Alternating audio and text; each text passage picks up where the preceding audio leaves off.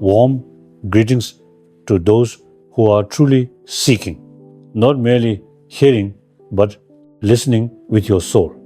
There comes a moment in every journey when knowledge alone is no longer sufficient, when another quote, book, or lecture can no longer fill the emptiness. You begin to understand that the answers you seek are not out there. They are softly reverberating within you, waiting for your quiet, waiting for you to stop speaking, stop trying to prove, and start becoming. But here's a secret, one that you may have sensed without fully grasping its depth. Once you discover something powerful about yourself, once you touch a truth that alters your perspective of the world, an overwhelming urge arises to share it, to speak of it, to proclaim it loudly. This is natural. It's the mind trying to validate its breakthrough. But the ancient wisdom speaks differently. Stay silent, not because the truth is shameful or because it must remain hidden, but because some things, when spoken too early, lose their power. Some truths are like seeds. You don't pull them from the soil the moment they begin to sprout to show others.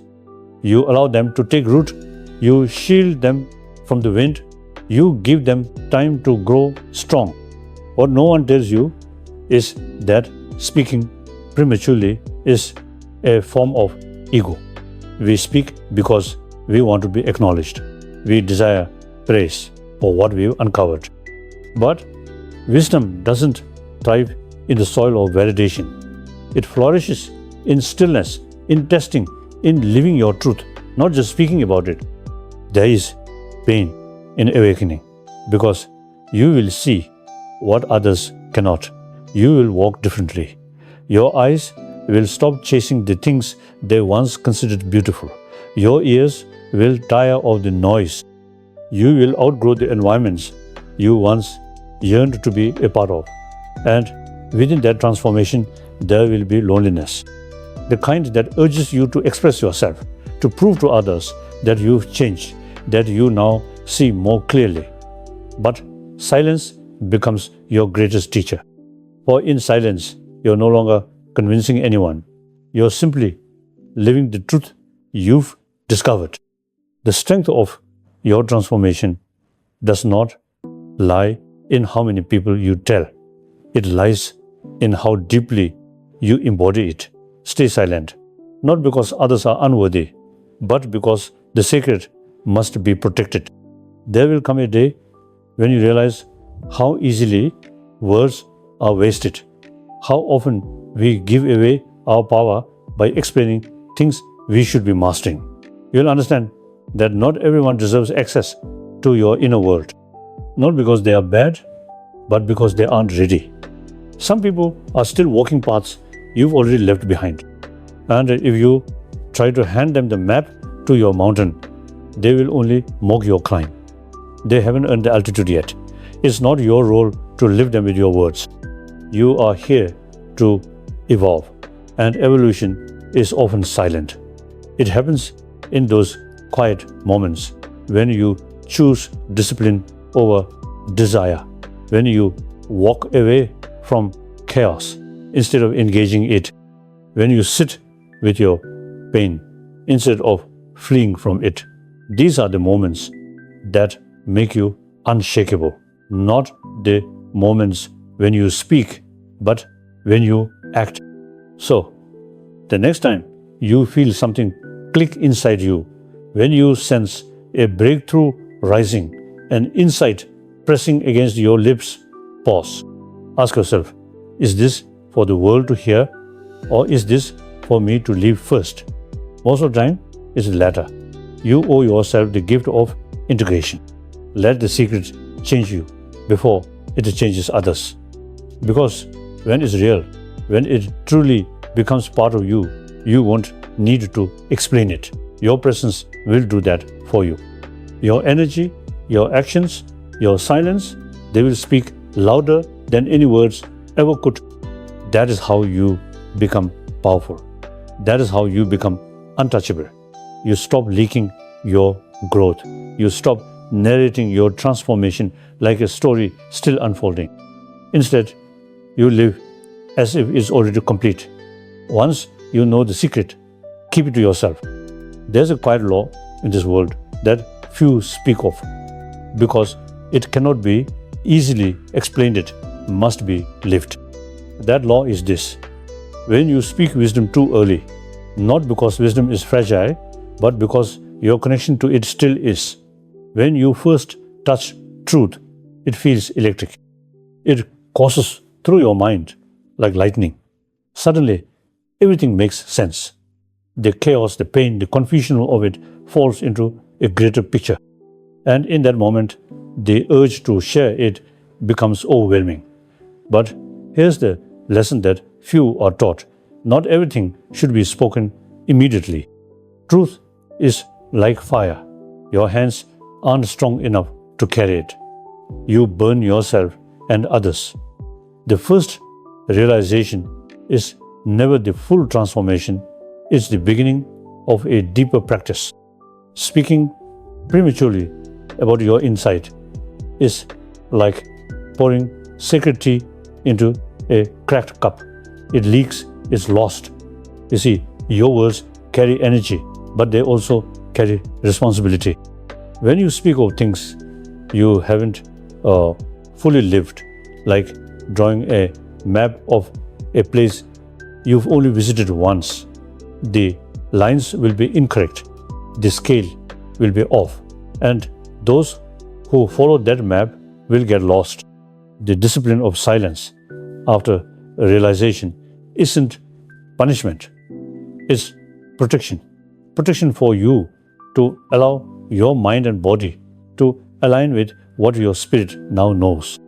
Protection for the wisdom itself, so it can root deeper into your behavior, your habits, and your character. Until your daily actions reflect your breakthrough, it's not yet real. It's just a thought. And thoughts are delicate. They are shaped not only by our inner awareness, but by how the world responds when we speak them. When you share a powerful insight with someone who isn't ready, you're not giving. It may feel like that, but you're actually placing your inner growth at risk.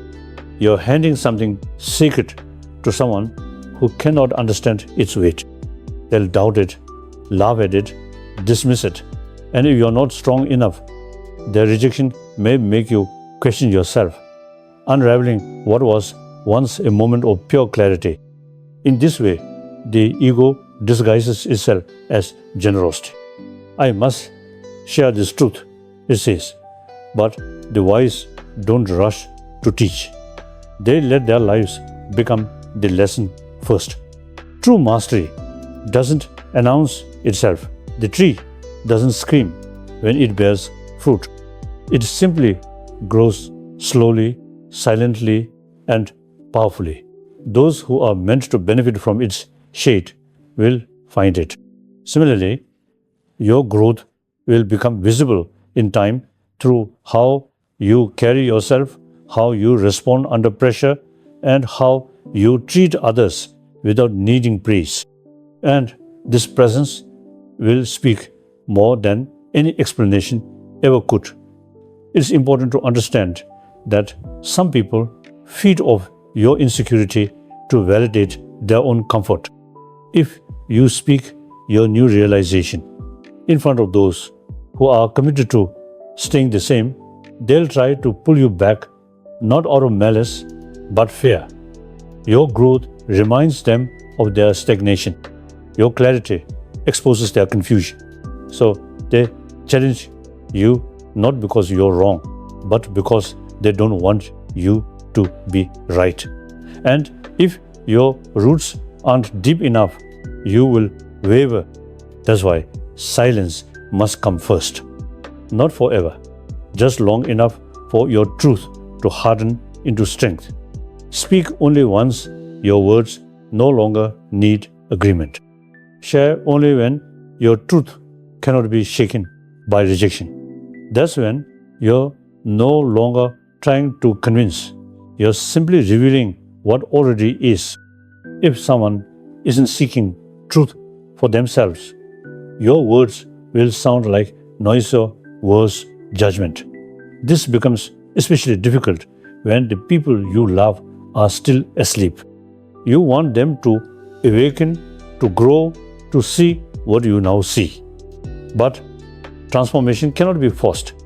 It must be chosen. It must be experienced, not handed over. A butterfly cannot help a caterpillar become what it is. It can only fly by example. Sharing deep insights with the wrong people is like planting seeds in concrete. No matter how powerful the seed is, it cannot grow where there is no soil. If you insist on forcing it, you only exhaust yourself, ultimately feeling unseen, unheard, or even betrayed. The pain you feel isn't because the truth isn't real, but because you misjudged the readiness of the person standing before you. There's also the subtle arrogance of thinking it's your job to awaken others. It isn't. Awakening is personal. No matter how eloquently you speak, no matter how true your insights, they cannot land where there's no openness. You might want to shake people awake and tell them how much better life could be, but until they are ready to listen, not just with their ears, but with their spirit, your words will fall flat, or worse, be twisted, mocked, and turned against you. This is why silence becomes wisdom's ally. When you remain silent, you are not abandoning the truth, you are honoring it.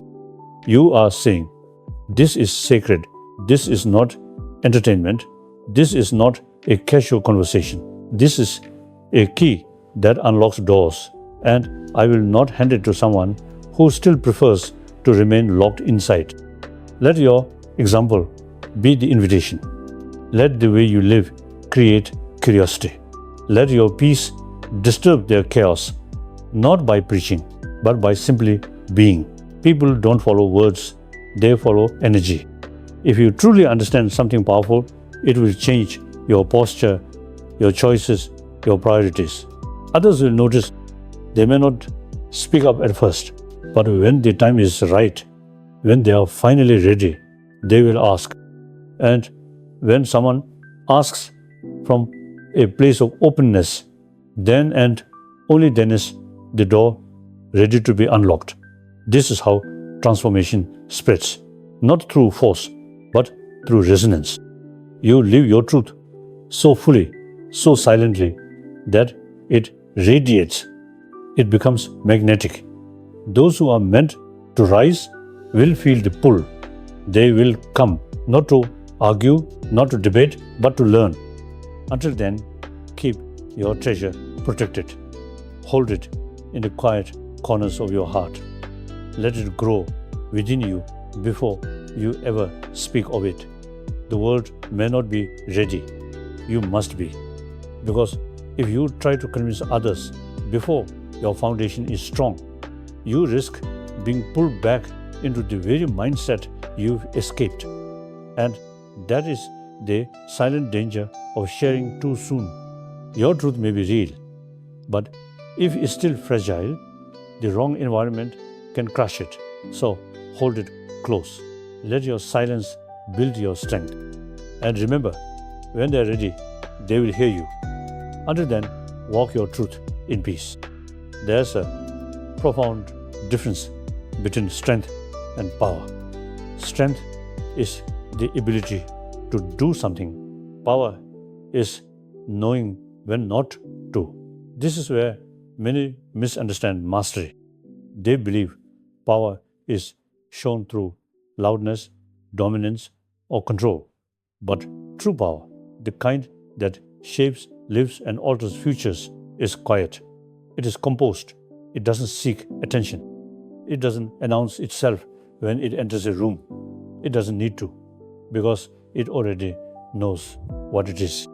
When you encounter someone who has walked through pain, faced their fears, battled their weaknesses, and emerged wiser, you'll notice something subtle but unmistakable about them. They don't rush to prove anything. They listen more than they speak. Their presence carries weight, but not because they demand it, it's because they've earned it. That's restraint. And restraint is the mark of someone who has power but has chosen to master it. We live in a world where everyone wants to be seen, heard, and praised. Social media, conversations, even relationships have become stages for performance. Everyone's talking. Few are truly listening. Everyone's sharing. But so little of what's shared comes from a place of depth. It's all noise. Amidst that noise, the ones who carry real power are the quiet ones. The ones who understand that some truths are too sacred for public consumption, that wisdom isn't a trophy to be displayed, it's a fire that must be protected. Restraint doesn't mean weakness, it doesn't mean passivity. It means you trained yourself to resist the impulsive urge to react, to speak, to correct, to dominate. It means you can sit in silence when provoked. It means you can allow someone else to be wrong without needing to correct them just to feed your ego. That's not cowardice, that's clarity. Because the moment you feel the need to prove yourself, you've already placed your value in someone else's hands. And that's not power, it's insecurity, wearing the mask of confidence.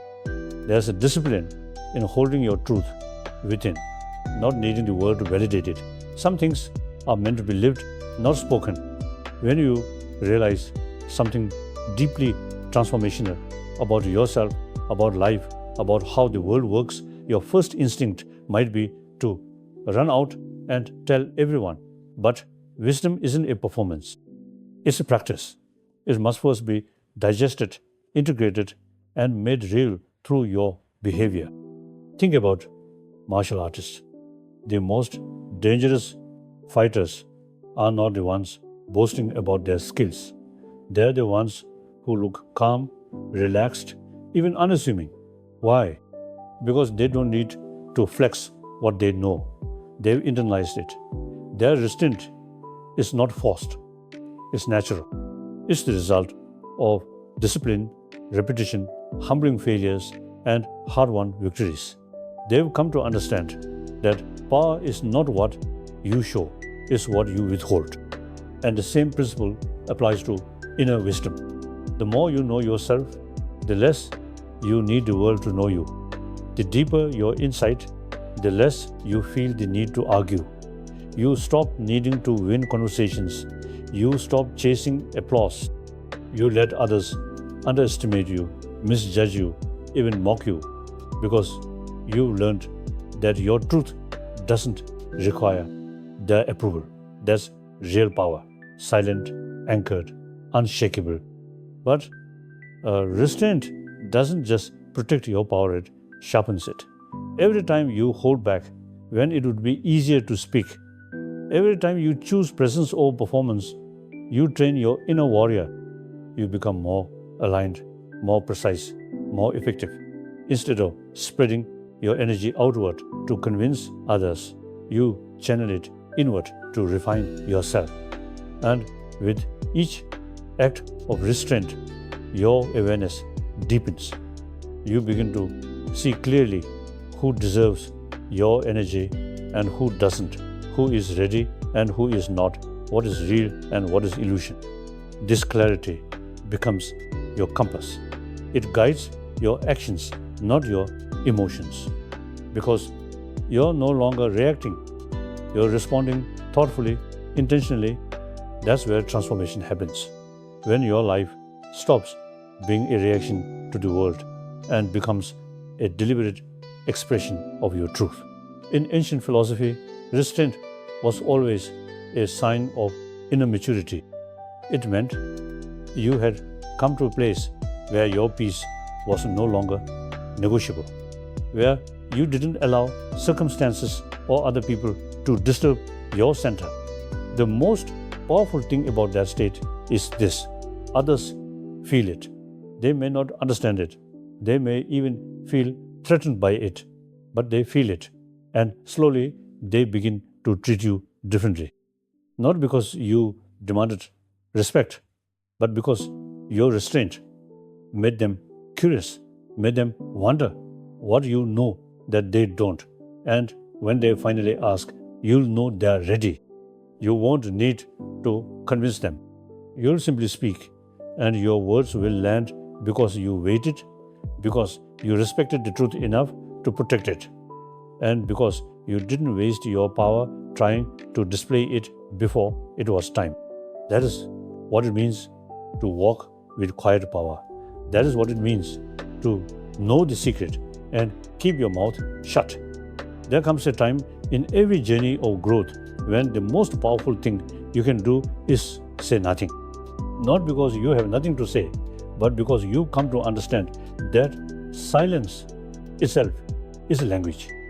And when used wisely, it speaks volumes, speaks louder than any argument, any explanation, or any defense. Silence is not the absence of power, it is the presence of mastery. In the early stages of awakening, we often feel compelled to explain ourselves. We want to share everything we've learned, everything we've felt, everything we've realized. Like an overflowing cup, we can't help but pour it into others. But over time, we begin to see that not everyone is listening with the same depth. Not everyone is ready to receive what we've struggled so long to understand. And more importantly, not every space deserves our voice. That is when silence becomes a choice, one made not from fear or submission, but from clarity and discernment. In silence, you discover your own motives. Are you speaking because you need validation, because you want to be right, because your ego demands to be seen? Or are you willing to stay quiet, to protect your energy, to let others be wrong without disturbing your peace? Silence invites you to examine yourself more honestly than speech ever can. Because when you remove the noise of explanation and justification, all that's left is truth, raw, unfiltered truth. And facing it without the distraction of words is where real growth happens. There's an ancient discipline in stillness. The world rushes, shouts, reacts, posts, performs, but you don't. You watch, you feel, you understand, you learn to read between the lines. You listen not just to what is being said, but to what is not being said. You begin to see patterns, masks, and intentions that most miss in silence. Your perception sharpens. You become more sensitive to energy, to subtle changes in tone, to the spaces people leave between their words. This is not intuition by accident. It's awareness by design. And it is built in silence. Think of the greatest martial artists. Their strength is not just in their physical form, but in their ability to observe their opponent, to wait for the precise moment to act. They are calm, grounded, silent, and when they strike, not out of haste, but out of readiness. The same principle applies to life. When you mastered the art of silence, you no longer speak to fill space. You speak because you have something to offer. And when you choose to remain silent, it is a conscious act of power, not weakness. In relationships, silence can be more healing than confrontation. Sometimes people don't need your advice, they need your presence. Sometimes they don't need your voice, they need to hear their own. When you stop interrupting their process with your words, You give them space to process, to reflect, to grow. That kind of silence is an act of love, not abandonment. It shows that you trust them to find their own way just as you did. When it comes to pain, your own pain, silence can be a sanctuary. You don't need to broadcast your struggle to validate it. You don't need to narrate your healing for it to be real. Sometimes the deepest healing happens in the quiet, when you sit with yourself in stillness, without distractions or opinions, and allow yourself to simply be, to feel, to accept. That is where transformation happens. In silence, the broken pieces begin to come together. Not because you forced them to, but because you gave them room to realign. Silence also protects your vision. The more you speak about your dreams, your plans, your goals, the more you expose them to doubt, envy, and interference. There is power in moving quietly, in building without announcing, in evolving without explaining. Let your success make the noise. Let your peace be the proof.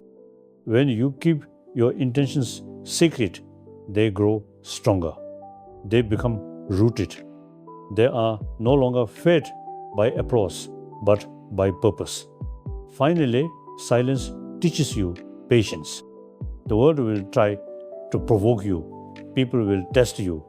Life will throw challenges that seem to demand a reaction. But in silence, you learn to wait, to observe, to respond from strength, not emotion.